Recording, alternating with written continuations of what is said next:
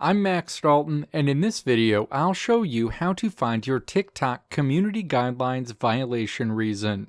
TikTok has a strict set of community guidelines to ensure it provides a safe platform for its users. If you post a video that violates any of TikTok's community guidelines, that video will likely get taken down quickly. If you get enough community guidelines violations, your account will eventually get banned from TikTok.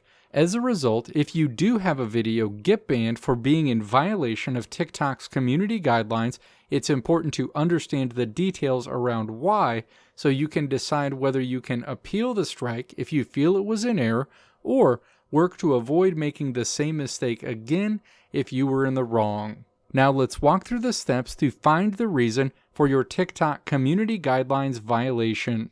Step 1. Launch the TikTok app on your iPhone, iPad, or Android device. As a reminder, you can't see your TikTok community guidelines violation reason on the TikTok website. You'll land on your TikTok home screen. Step 2. Tap Profile. You'll land on your TikTok profile screen. Step 3. Make sure the post icon is selected and then scroll down until you find your post that violated TikTok's community guidelines. Step 4. Tap your post that violated TikTok's community guidelines. You'll see a message on this screen telling you the specific reason this TikTok post was removed. Step 5. Tap See Details at the bottom of this screen.